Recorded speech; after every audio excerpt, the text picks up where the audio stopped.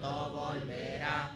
Entre tanto me prepara un hogar. En la casa de mi Padre, mansión de luz y paz, no el creyente fiel con él ha de morar.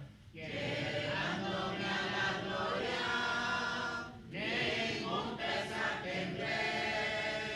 Contemplaré su rostro siempre allí. Con los santos redimidos, gozoso cantaré. Grandes cosas Cristo ha hecho para mí. Un canto más, número 118, valor y fe. Número 118, valor y fe.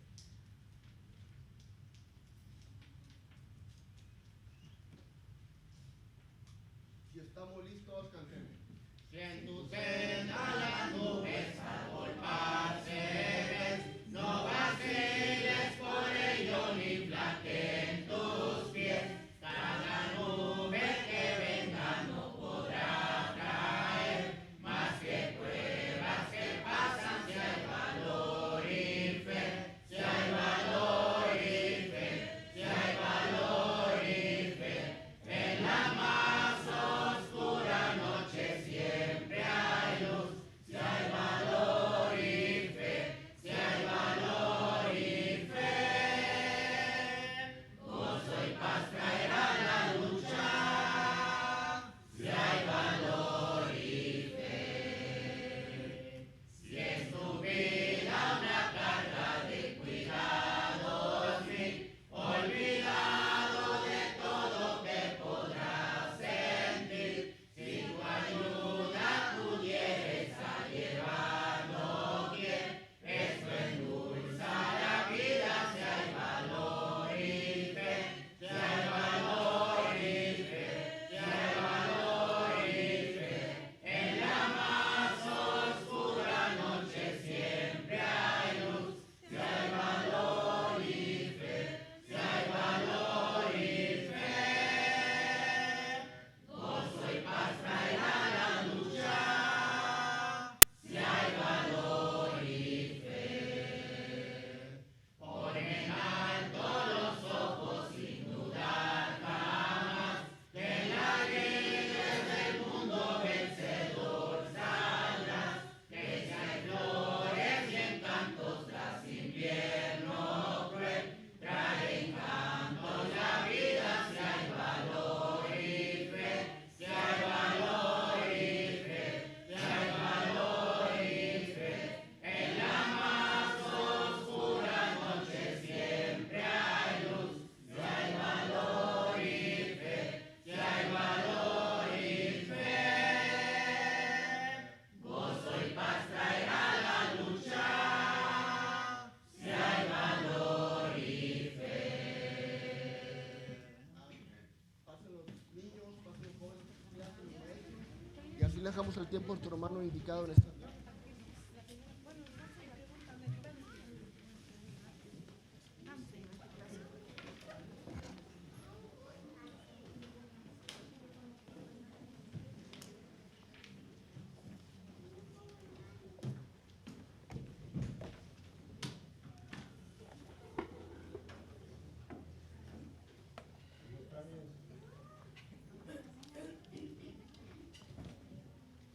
Me estoy acomodando apenas, brother.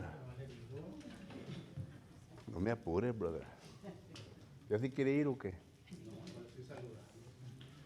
Buenas tardes, hermano. Le queremos la bienvenida a todos ustedes que nos están sintonizando por medio del Facebook. Hoy en esta ocasión, nuevamente de parte de la congregación, agradecemos su presencia por medio de este medio. Y ahí en su televisor, en su pantalla, aparecen varios medios con los cuales usted se puede poner en contacto con nosotros. Si acaso quiere comunicarse con nosotros, puede usar uno de esos medios. Si tiene alguna pregunta o comentario de lo que vamos a estudiar, de lo que ha escuchado anteriormente, estamos listos para contestarle su pregunta bíblicamente. Nuevamente queremos invitarles, si acaso vive aquí en la ciudad de Edinburgh, Texas, invitarle para que venga y esté con nosotros y conozca a la congregación aquí de Edinburgh. Nos daría mucho gusto en verle físicamente y poder hablar con usted y conocerle. Estamos localizados en 4002 East Richardson Road, en la ciudad de Edinburgh, Texas. Si acaso vive retirado de aquí, pues cuando ande por acá, por el Valle de Texas, aquí estamos esperándole para saludarle, darle un abrazo fraternal y darle la bienvenida aquí entre nosotros. Para el resto de nosotros, hermanos, gracias por su presencia, gracias por haber tomado el tiempo de estar en esta ocasión aquí con nosotros. Yo sé bien que durante pues este día miércoles, ¿verdad? Es muchas veces difícil de poder prepararnos para venir a los servicios, ya que nuestra mente está más dirigida en trabajar y llegamos cansados del trabajo y queremos solamente relajarnos, ¿verdad? Relax. Nos tomamos un baño y nos damos una cenita, ¿verdad? Y luego nos da un sueñito y pues ya cuando levantamos se nos pasa el tiempo. Pero agradezco el tiempo que ustedes hacen para estar aquí con nosotros en esta ocasión. Recuerde que estamos estudiando el tema de hermenéutica en los miércoles. Y parece ser, hermanos, que le voy a dar otro mes sobre este tema porque no creo que en 4 ocasiones vamos a terminar con todo lo que consiste, ¿verdad? Aún 2 meses no sería suficiente. Aún cuando enseñaba este curso en la escuela, en el colegio, ¿verdad? Solamente nos daban 28 horas para enseñarlo. 30 horas, pero 28 horas para enseñar, porque 2 horas se lleva en los exámenes, tanto de medio semestre y de examen final. Y aún así no terminaba, sino que había mucho más que estudiar concerniente al tema de hermenéutica. Y por eso le digo, ¿verdad?, de que hay mucho, pero le estoy dando lo básico, algo que usted como miembro del cuerpo de Cristo Jesús puede apreciar y usar en sus estudios de la palabra del Señor para que pueda, pues, obtener un concepto mucho más mejor del estudio de la palabra de Dios, que llegue a apreciar su tiempo que pasa estudiando la palabra de Dios. Solo que vamos a ver lo que dice la palabra de Dios concerniente a esto. Estudiamos hermenéutica. Y estuvimos viendo de que esta palabra, ¿verdad?, viene de la palabra hermuk, que es la primera palabra, ¿verdad? Y de ahí viene la palabra Hermes. Y estuvimos viendo de que esto es algo que se encuentra en la palabra de Dios. Por ejemplo, cuando usted lee Hechos capítulo 14, versículo 12, ahí se encuentra la palabra, pues vamos a leer el texto, ¿verdad? En Hechos capítulo 14, versículo 12, miramos que dice la palabra de Dios lo siguiente. Dice, y a Bernabé, llamado Júpiter, y a Pablo, Mercurio, porque este era el que llevaba la palabra. La palabra Mercurio, cuando usted hace un exégesis del texto, se dará cuenta que esta es la palabra Hermes, y que esta palabra, ¿verdad?, es definida por los lexicógrafos. Ahí está la definición, el que lleva la palabra. Solo que miramos nosotros que esta palabra simplemente quiere decir el portavoz, el que viene a predicar y a enseñar. Y luego miramos nosotros, ¿verdad?, que después de esto, cuando vamos a los diccionarios bíblicos y a los diccionarios seculares, se le da la definición de es el arte y la ciencia de interpretar. El arte y la ciencia de interpretar. Ciencia porque se envuelve un proceso que es necesario para poder llegar a la verdad de lo escrito.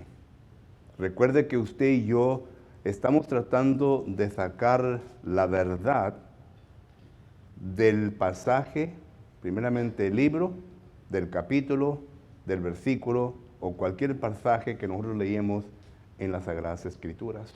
Es importante que usted entienda eso, porque cuando no le damos la correcta interpretación al pasaje, ya entonces entramos a...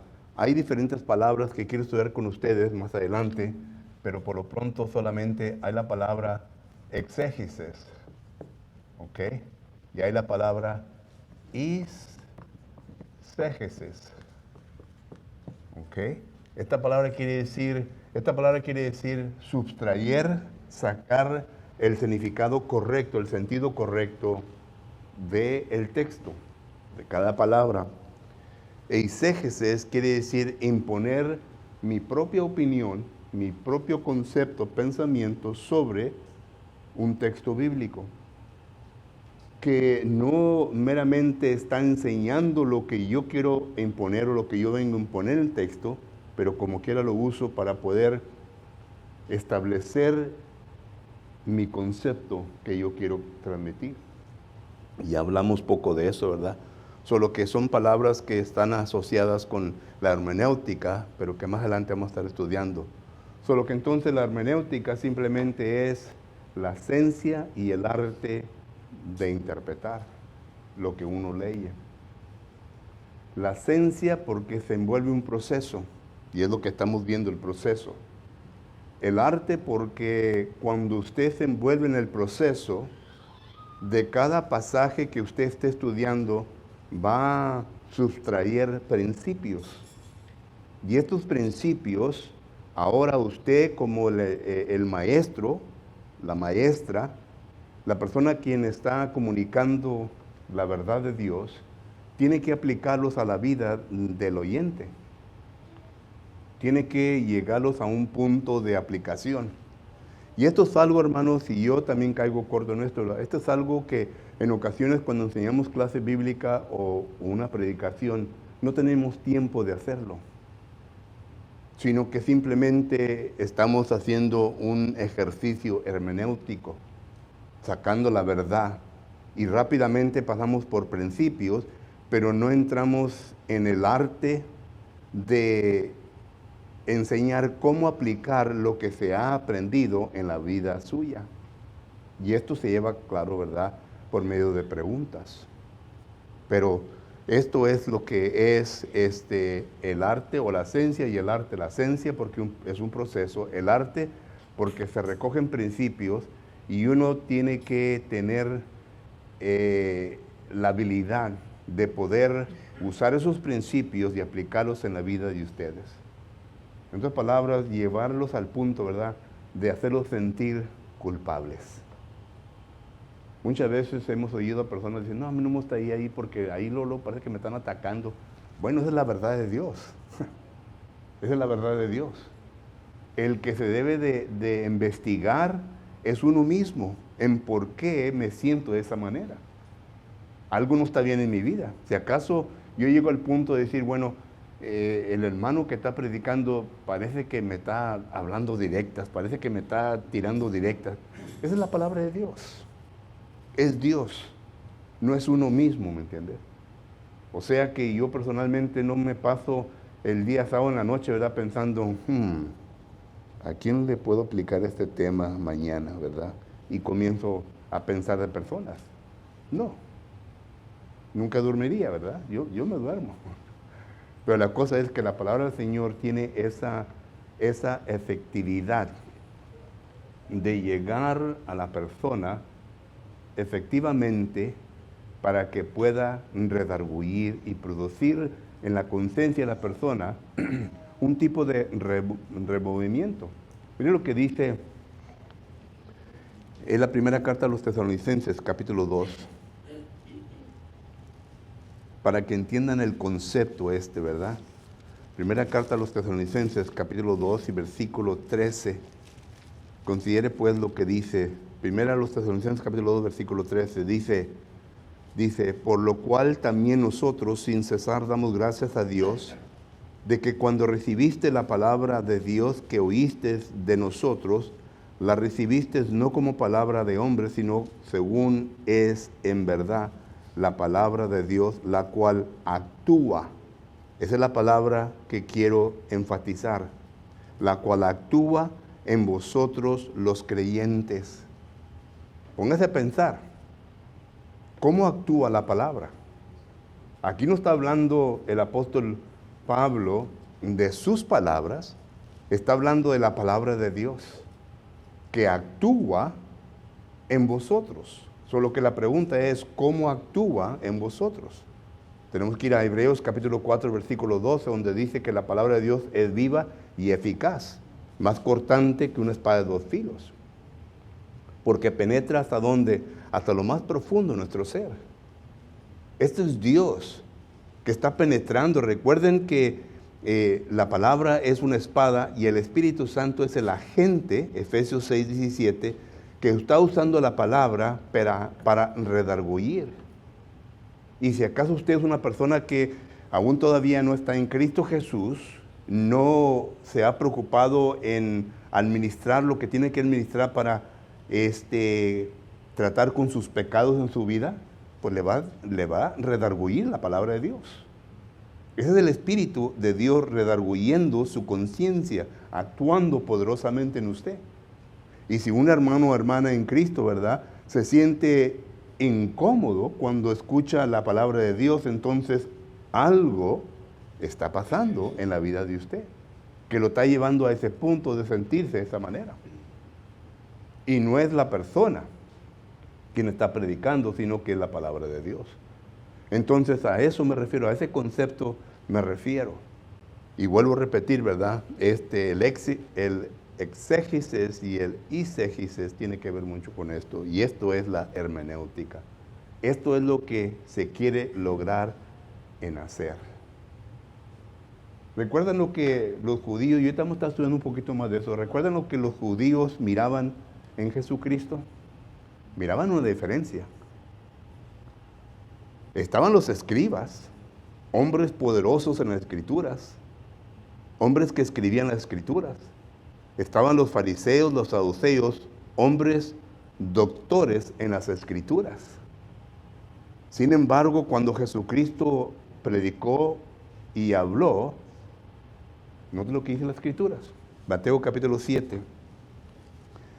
Bueno, vamos a Marcos, porque Mateo lo voy a usar ahorita, ¿verdad? Pero vamos a Marcos, un pasaje paralelo. Marcos capítulo 1 y versículo 22.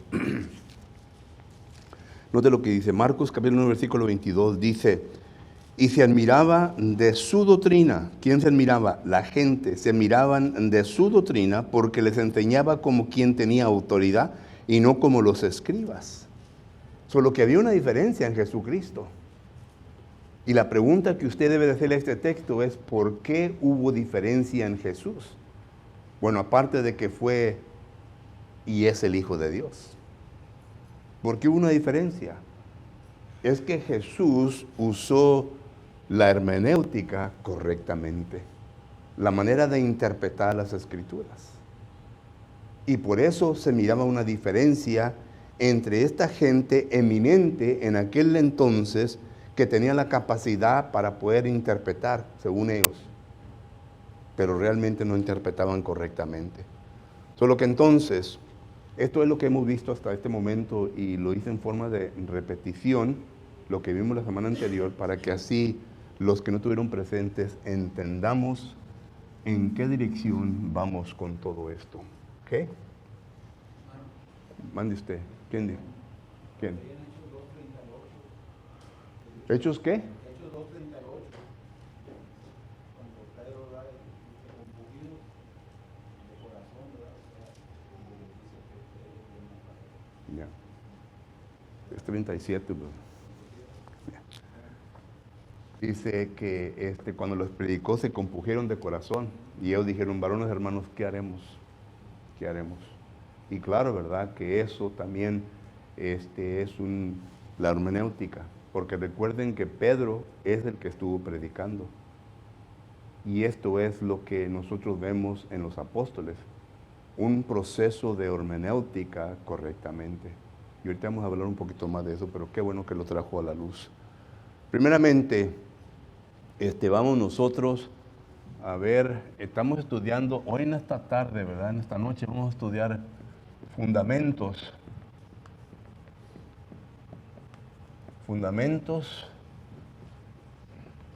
para una hermenéutica correcta. Correcta. Porque hay hermenéuticas falsas, hermanos. La interpretación falsamente establecida. Y ya también se habla en la Biblia. De eso no vamos a hablar. Pero hoy vamos a hablar de fundamentos para una hermenéutica correcta.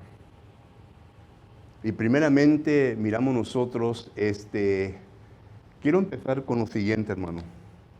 Quiero empezar con una controversia.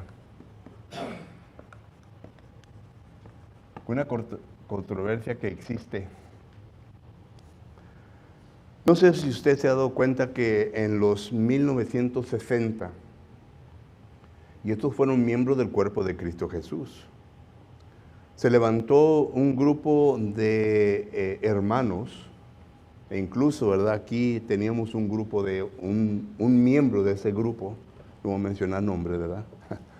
Que también nos dimos una encuernada aquí hace tiempo atrás, ¿verdad? Pero ellos se consideraban los élite de la hermandad, es decir, los sabios de la hermandad. Y ellos eran graduantes, ¿verdad?, de ACU, Evelyn Christian College.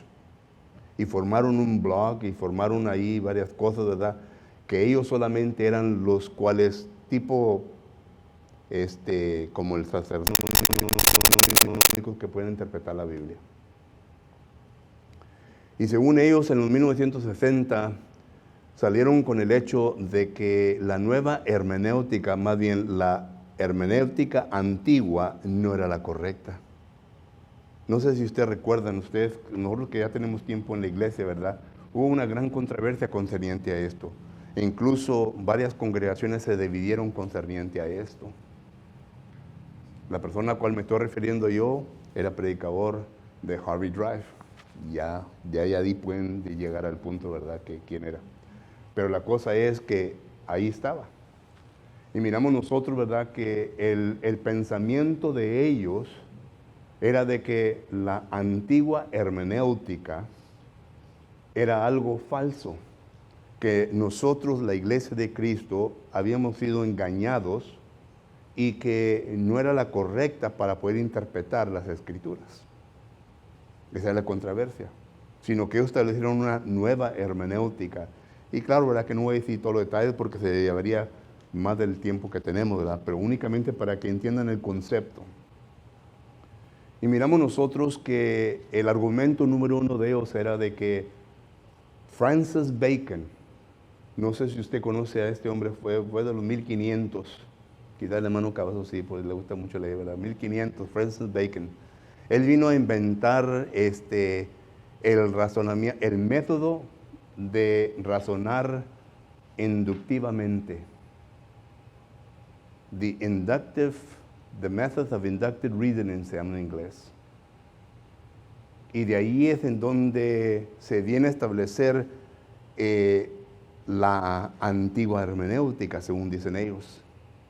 Este método después, en los 1800, se vino a considerar como el método científico. Todavía lo usamos mucho nosotros y muchas personas lo usan, ¿verdad? Pero es un método en donde la persona razona para llegar a la verdad de cualquier documento que esté estudiando o que esté leyendo. Este método lo usan mucho los abogados. Bueno, ellos dicen que nosotros, la iglesia de Cristo, estamos sujetos a eso y estamos equivocados. Que ese método no era el método correcto y establecen la nueva hermenéutica. Y en establecer la nueva hermenéutica, ellos producen, ¿verdad?, de que la Biblia era un montón de cartas de amor. Puro love, ¿me entiendes? Y hay varias cositas. Pero esta era la controversia que ocurrió empezó en el año 1960. Y hay varios libros que han escrito, hermano, concerniente a esto. El hermano C.W. Allen, otros hermanos que en ese tiempo se consideraban destacados entre la iglesia de Cristo, entre el grupo americano, escribieron un montón de libros y engañaron a bastante gente. Y incluso por la iglesia hispana, ¿verdad?, y seguía detrás de ellos. y se llegó al punto, ¿verdad?, de que también hubo problemas entre nosotros los hispanos concerniente a esto. Bueno, ellos decían, el método que vino a introducir Francis Bacon en 1500 está equivocado. Y no es algo que usted debe de usar para interpretar la Biblia. Porque ese método no es un método bíblico. Entonces, esto es lo que quiero estudiar con usted hoy en esta ocasión. Si acaso el método de razonamiento, ahora sí, ¿verdad? Porque estamos viendo fundamentos para una hermenéutica correcta, que primeramente el razonamiento. ¿Ok? ¿Será bíblico? ¿Es bíblico? Porque muchos dicen que no, que este método no se usa en las Sagradas Escrituras.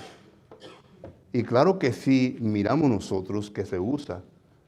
Cuando hablo yo de un razonamiento, estoy hablando de lo que ocurre en nuestra mente, hermanos, cuando leemos. Y más adelante vamos a ver, ¿verdad?, las brechas que existen cuando se lleva a cabo ese proceso en nuestra mente. Pero por lo pronto quiero hablar de los fundamentos. El razonamiento es algo que usted mismo hace en su mente. Envuelve su voluntad, envuelve su conciencia, envuelve su facultad de pensar. Todo esto, lo que Dios le ha dado. Y entonces miramos nosotros el propósito por el cual Dios nos ha dado esta capacidad. Dios nos ha criado con esta capacidad. Miren, cuando Dios crió a Adán, inmediatamente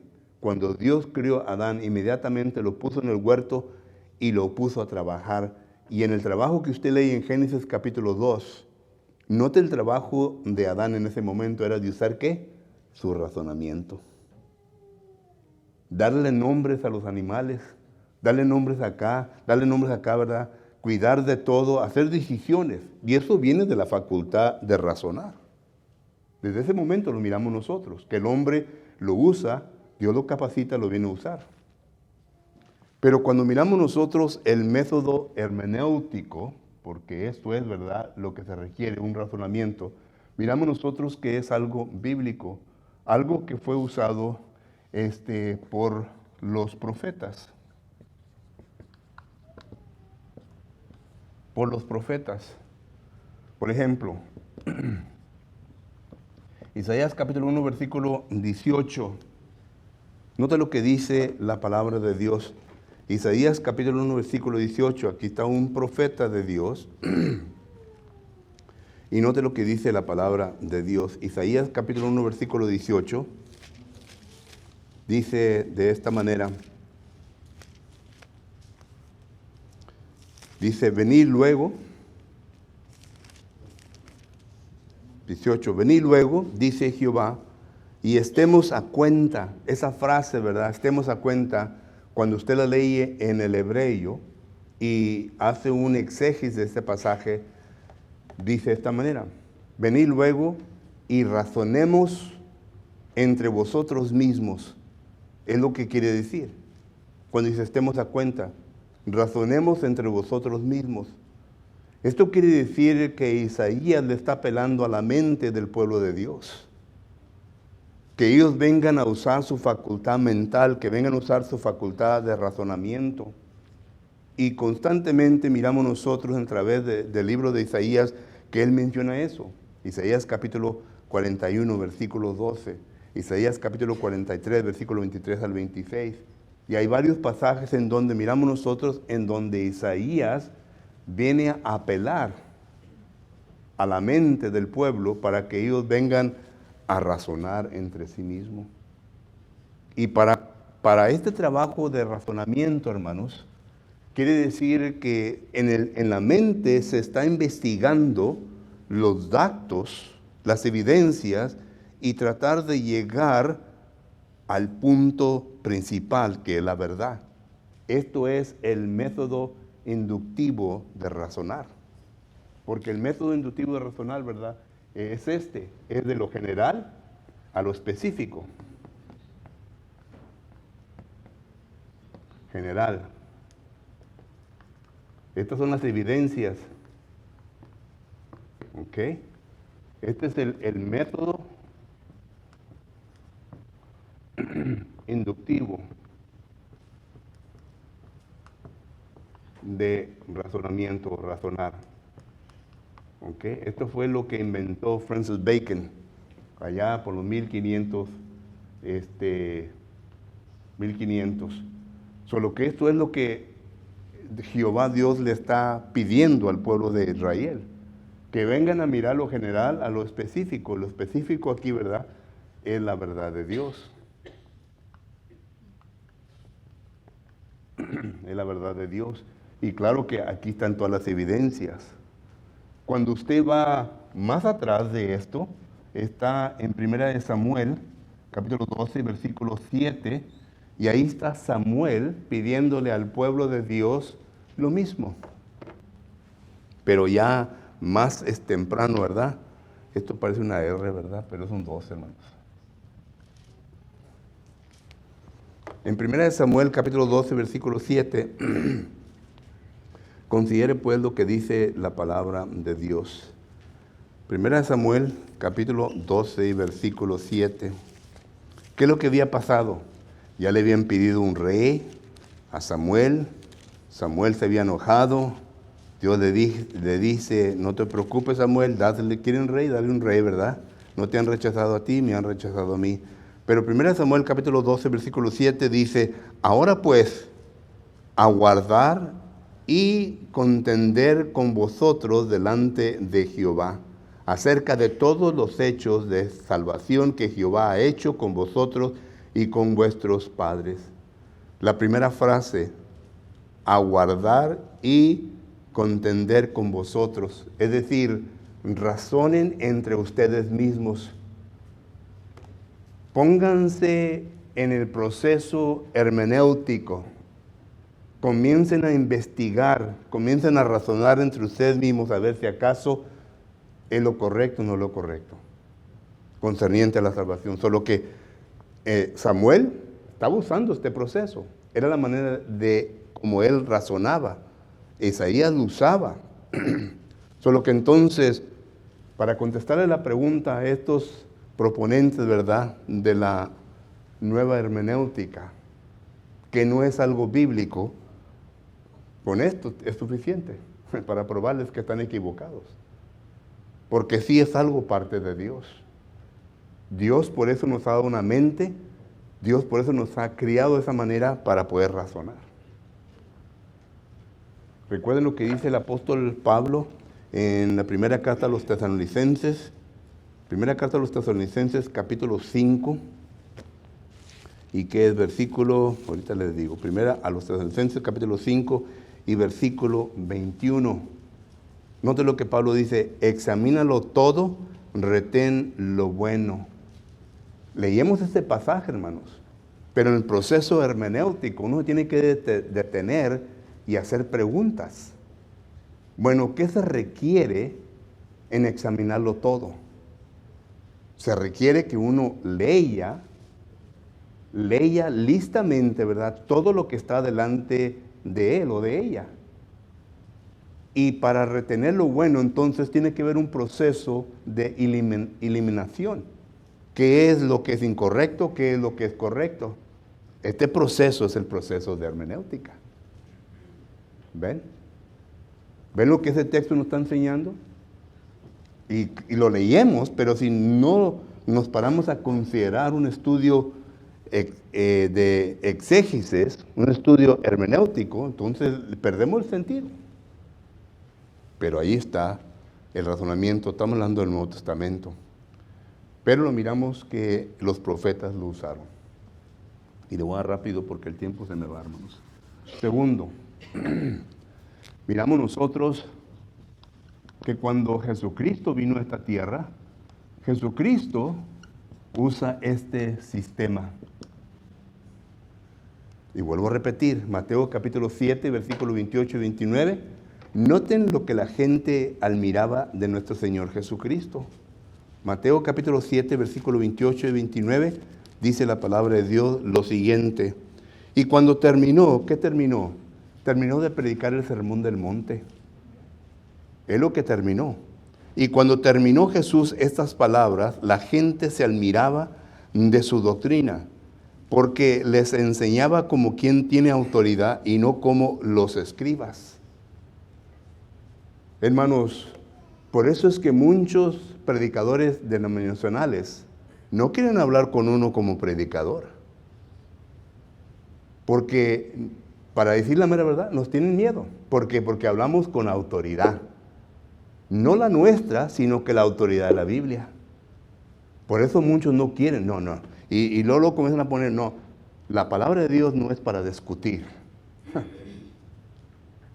Entonces, ¿qué dice Judas 1:3? Contendéis abiertamente. ¿Qué quiere decir eso? ¿Qué quiere decir donde dice que debemos de debatir la causa? ¿Qué quiere decir todos estos versículos en el Nuevo Testamento y el Antiguo Testamento? Es que cuando la persona que está bien adiestrada, miembro del cuerpo de Cristo Jesús, que está bien adiestrada y que ha puesto en práctica 1 Timoteo, ¿es primera o segunda? 2:15, saben bien de que la persona está bien equipada y no quieren. Y no quieren, ¿por qué? Porque hablamos con autoridad. No hablamos de que yo pienso, yo creo, no. Así dice la Biblia. Así dice la palabra de Dios. Y ellos no tienen nada que pueden poner para contrastar lo que está escrito en la Biblia. Cuando uno empieza ya a enseñarles bíblicamente sus errores, lo que comienzan a usar son los argumentos de ad hominem, como decimos en inglés, ¿verdad? Y ese argumento o ese tipo o ese proceso es simplemente de sacarte los trapitos al sol. Sacarte la garrita, como decimos, ¿verdad? Dicho vulgar. En otras palabras, te están poniendo en mal. No, pues tú eras un borracho, que esto y lo otro. Bueno, ¿y qué tiene que ver? Contesta el argumento. Solo que miramos nosotros, ¿verdad? Que esto fue lo que vieron en Jesucristo. En Jesucristo vieron que Él vino a predicar con autoridad. Lo que Él decía tenía sustancia. No eran unos hipócritas como los fariseos, los saduceos, los escribas. Y esto es lo que dice Mateo capítulo 7, versículo 28 al 29. Y la razón en por qué la encontramos en el libro de Lucas. Lucas capítulo 24. Y primeramente vamos a leer los versículos 27. Ya sabemos que aquí Jesucristo se encuentra con dos discípulos que iban caminando a la ciudad de Emaús, ¿verdad? Lucas capítulo 24. Y miramos nosotros que ya Jesucristo había resucitado. La gente ahí andaba media desanimada. Algunos andaban alborotados. Los soldados romanos y toda la gente que crucificó a Jesucristo, yo pienso que lo había puesto en silencio, pensaban de que habían sido victoriosos, sobre la muerte de Jesucristo, solo que andaban en un estado, ¿verdad? Como menciona Mateo capítulo 9, versículo que es 35, que andaban como sin pastor. Pero en Lucas capítulo 24 y versículo 27, note lo que sucede. Aquí Jesús le comienza a hablar con estos discípulos que no le vienen a conocer. Y los discípulos dicen, ¿que eres tú el único que no sabes lo que ha pasado últimamente aquí en Jerusalén? Y Jesús les dice, y comenzando desde Moisés y siguiendo por todos los profetas, les declaró en todas las escrituras lo que de él decía.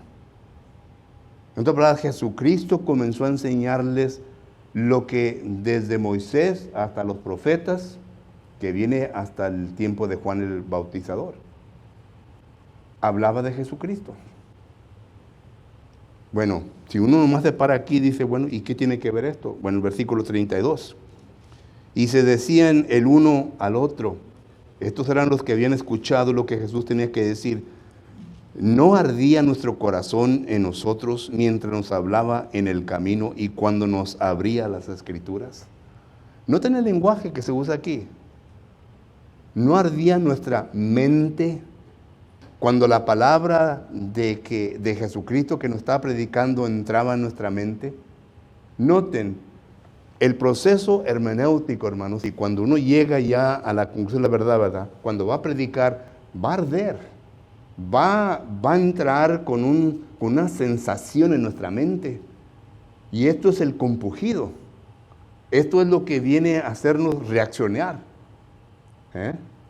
Esto fue lo que pasó con, bueno, ahorita hablo ese pasaje, ¿verdad? Pero esto fue lo que pasó con mucha gente. Entonces, dice aquí, y luego, note lo que dice en la última parte de este versículo.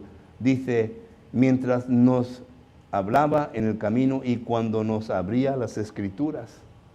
En otras palabras, Jesucristo tenía una habilidad de poder manejar las escrituras correctamente. Y hay personas que tienen esa habilidad.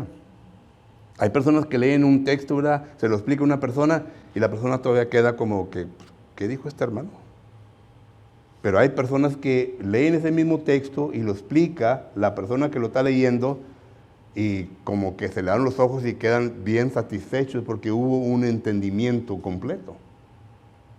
A eso me estoy refiriendo. Y Jesús tenía la habilidad de hacer eso, de poder abrir la mente para que se entendiese completamente la palabra de Dios. Este es el proceso hermenéutico. Pero Jesús lo usó.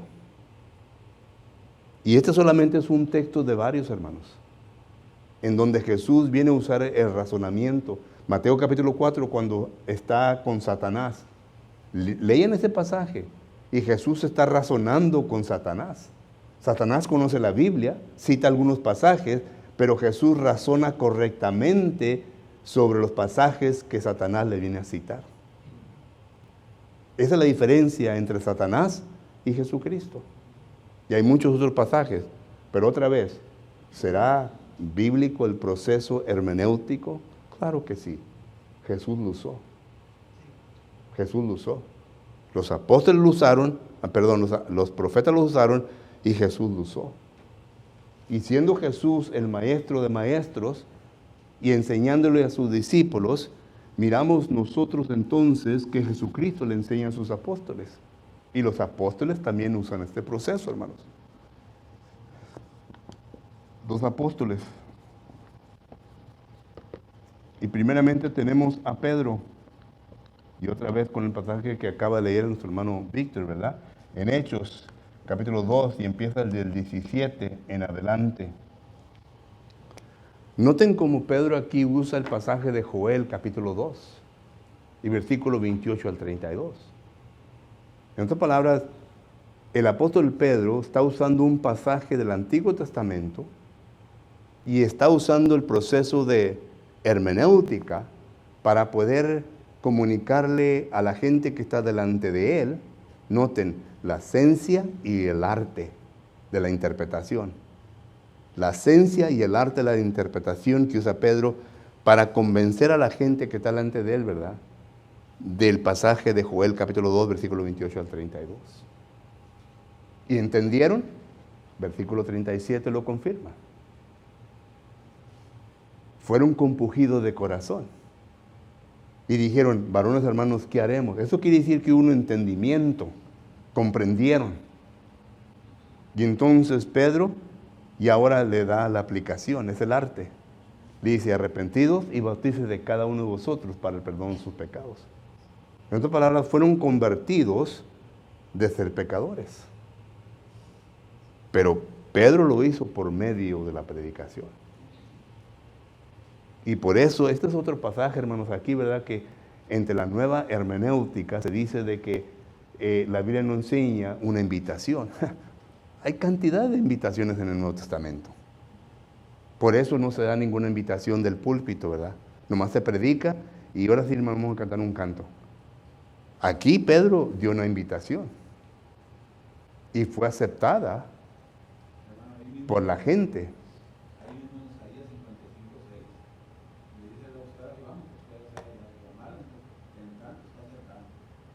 Correcto.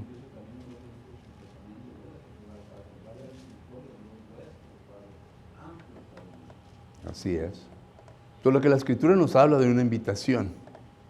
Y por lo tanto miramos nosotros que si la persona escuchó bien, y me estoy refiriendo a los que están en la audiencia, si escucharon bien y entendieron bien, entonces van a hacer una decisión. Y cada vez que se enseña, que se predica, los que están en la audiencia hacen una decisión. La decisión de aceptar o de rechazar. Esas son las dos decisiones que se puede hacer. Si usted entiende completamente lo que la Biblia, lo que la palabra del Señor le ha enseñado y rechaza, bueno, usted tiene el derecho de hacer eso. Pero deténgase a las consecuencias de un rechazo. Es lo que dice Eclesiastés. Pero si acaso usted obedece, entonces usted recibe las bendiciones de Dios. Pero vuelvo a repetir, ¿verdad? Los apóstoles lo usaron. Y miramos nosotros que Pablo viene a usar esto en Hechos, capítulo 17, del 1 al 4, capítulo 18, del 1 al 3, y capítulo 24, 25.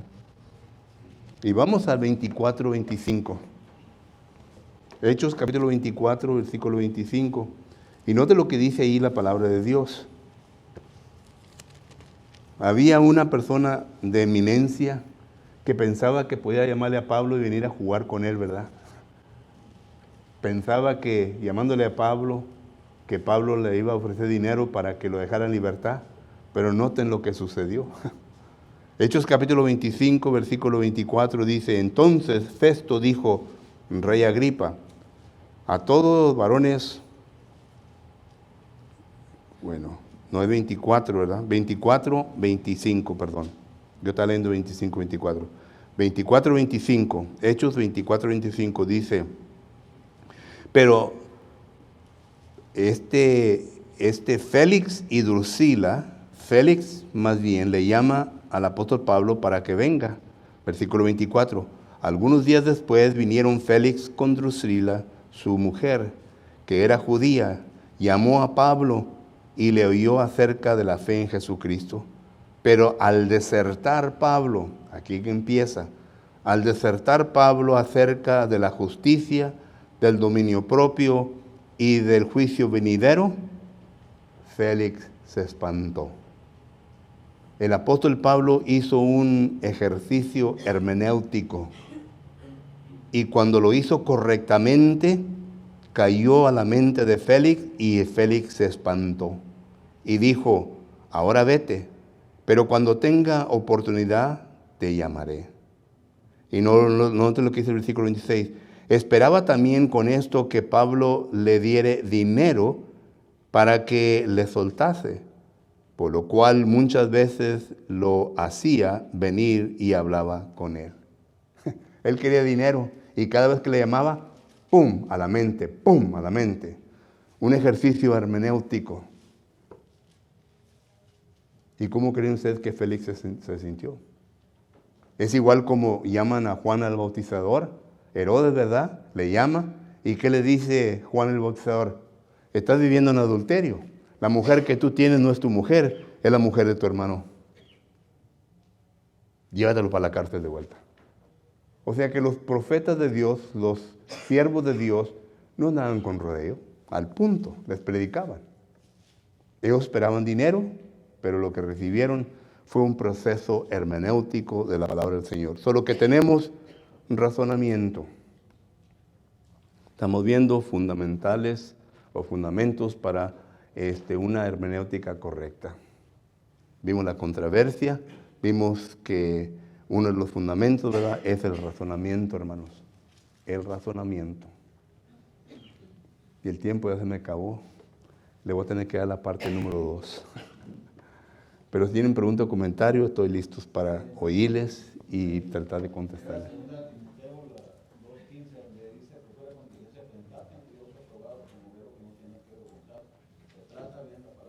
Correcto. Ahí en Hechos, ¿verdad? 17:11 también, ¿verdad? Donde dice que los de Berea eran más nobles de Crónicas porque ellos... Sí. 1 Timoteo 2:15 habla del el que comunica la palabra. Hechos capítulo 17, versículo 11, habla del que escucha la palabra. La postura del que escucha la palabra. Y 1 Timoteo 2:15 habla del que predica. En otras palabras, le está diciendo al que está predicando, enseñando, vale más que te prepares bien. Te preparas muy bien para que puedas presentar tu tema. Sí. Eso también se le habla al miembro. Pero hay personas, hermanos, que se paran acá enfrente, ¿verdad?, que no están preparados. Y simplemente, ¿verdad?, porque no están preparados, en ocasiones no dan la sustancia que deben de dar. Hermano Juan. A eso iba.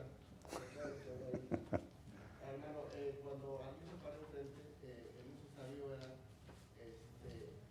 pues conocer la hermenéutica es de gran utilidad. Y te digo, yo en aquel entonces que predicaba, a mí me faltaba un poco de conocimiento, pero gracias a Dios pude entender. Pero aún así, hermano, cuando tú te paras enfrente y tú expones la palabra de Dios, tú la palabra de Dios la predicas con toda claridad y vas directamente al punto, ¿verdad? Y abres un entendimiento a nosotros los oyentes, y es ahí cuando entra el raciocinio o entra la conciencia es la que uno dice, ¿sabes que estoy mal? Si tú eres un hermano cristiano completamente maduro, vas a empezar a tus errores a enderezar. Si eres un hermano que estás débil en la fe, vas a buscar culpables, es que el predicador y es filoso, vas a empezar a buscar culpables de que no van a dejar.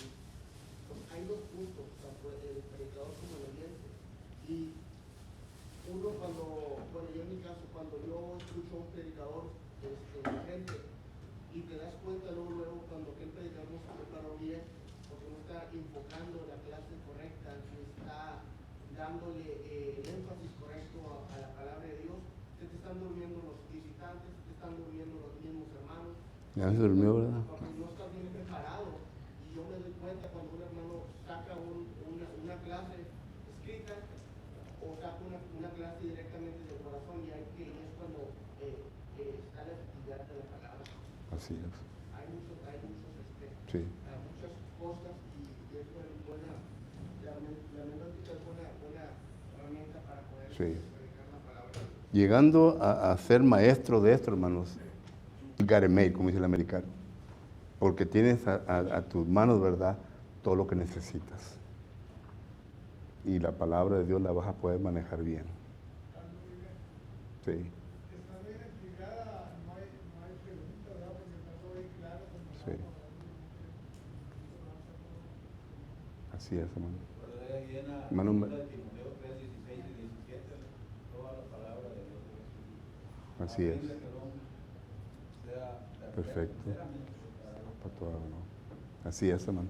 Hermano Melissa. Hermano, aquí en Hechos 4:13 dice, entonces siendo el denuedo de Pedro y de Juan, sabiendo que eran hombres sin letra y de un vulgo, se maravillaban y reconocían que habían estado con Jesús, porque eran preparados.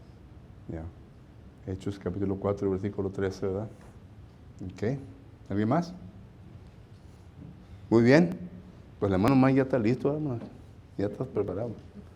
Queremos en esta tarde, hermanos, darles primeramente las gracias por estar aquí con nosotros. Segundo, de darles una oportunidad, si acaso entre nosotros hay alguna persona que aún todavía no se ha entregado totalmente a Cristo Jesús. El deseo nuestro, hermanos, es de que usted, hermano, hermana, amigo, amiga, llegue a ese punto. Pero claro, ¿verdad? No podemos forzarlos a ustedes para llegar a ese punto. Tiene que salir de usted. Y si en esta noche usted está listo, lista para hacerlo, le invitamos para que pase enfrente y nosotros le podemos ayudar en sus primeros pasos para que puedan tener una vida espiritual y una vida de madurez. Si entre nosotros se encuentran miembros del cuerpo de Cristo Jesús que han llegado a ese punto, pero que de una manera u otra, ¿verdad?, le han fallado al Señor y quieren arrepentirse ante Él, quieren volver a restablecerse ante Él, queremos orar por usted. No que nosotros seamos mejor que usted, sino que estamos para ayudarnos unos a los otros por medio de este medio que es la oración, para ayudarnos, para que podamos lograr juntos a donde Dios quiere que usted y yo estemos. Si acaso hay alguna necesidad en esta noche, le invitamos para que pase enfrente mientras nos ponemos de pie y el hermano Mike va a entonar un canto.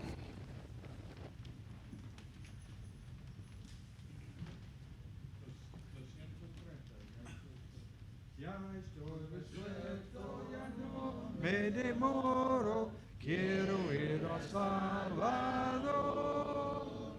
Cosas sublimes, cosas más nobles, son las que busco. Ya voy pronto hacia Él, pronto gozoso y fiel. Cristo llama y salva, hoy yo me rindo a Él.